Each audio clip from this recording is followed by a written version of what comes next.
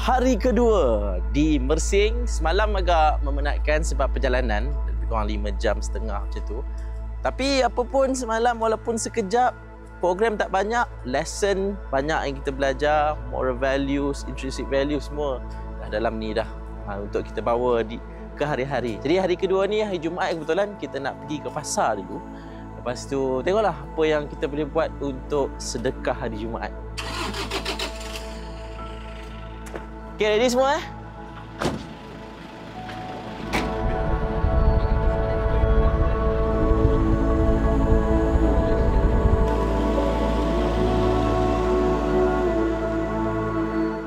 Kita mulakan dengan berpagian di tepi laut jugalah.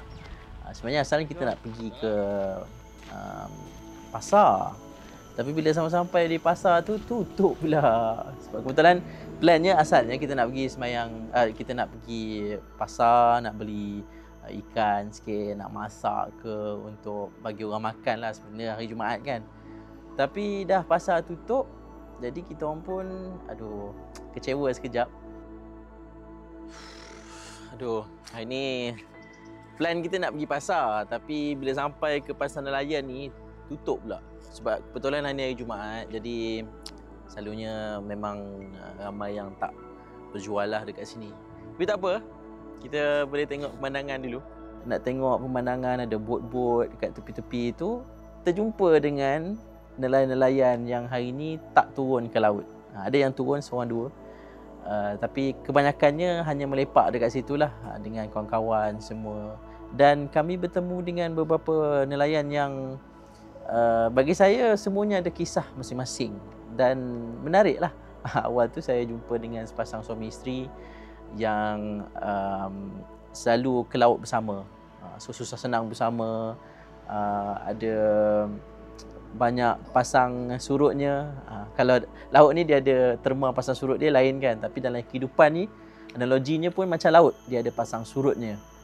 Dan berjumpa dengan seorang kakak ni, dia antara nelayan perempuan yang di situ. Ada dalam 5 orang saja, dia salah seorangnya.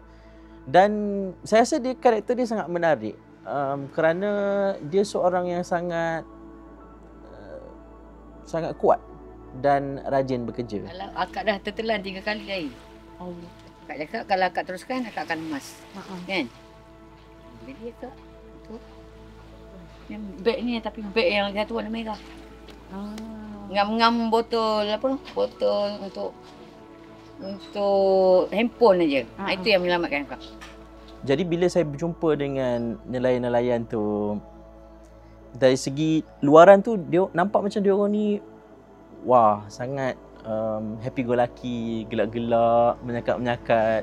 Sebab kita jumpa juga dengan Presiden Persatuan Nelayan Mersing ni. So sebenarnya bila saya bercakap lama, bertanya soalan semua, kehidupan nelayan secara generalnya, nelayan-nelayan kecil ni banyak pancarobanya, banyak kesusahannya.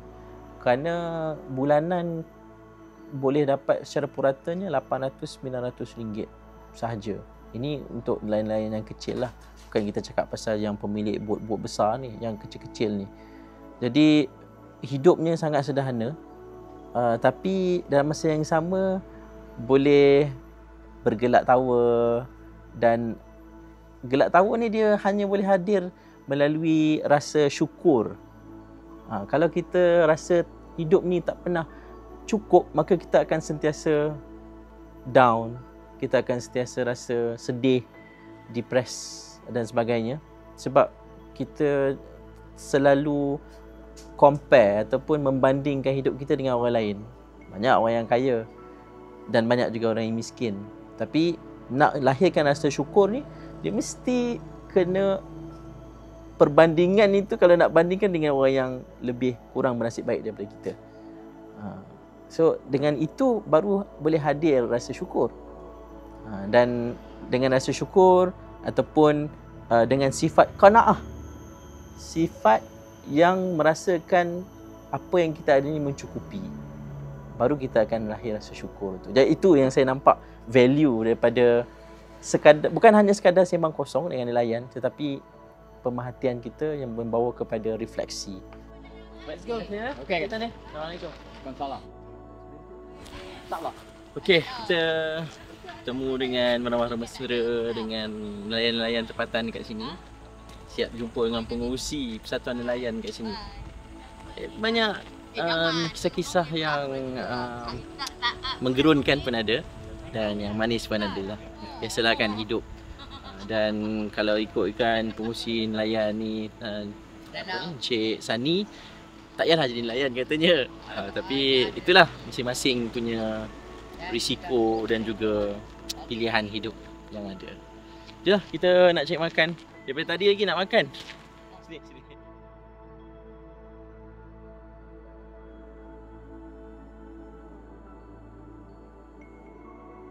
Nilai usaha yang tak pernah putus dan pengharapan yang tinggi kepada Tuhan Yang Maha Esa lah.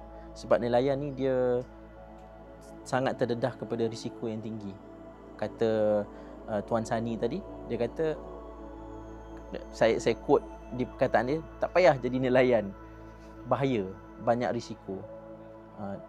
Tapi walaupun dengan kata-kata begitu, ramai je lagi orang yang jadi nelayan, kerana pengharapan yang tinggi itu diletakkan kepada Allah Subhanahu Wa Taala. Yang nak bagi selamat ialah Allah, yang nak bagi tak selamat pun Allah Subhanahu Wa Taala. Jadi kita terima ajal dan juga maut itu di tangan Tuhan. Dan apa yang saya rasa nilai yang orang muda kena lihat pada nelayan-nelayan kecil dan sederhana ni ialah nilai usaha yang tak putus.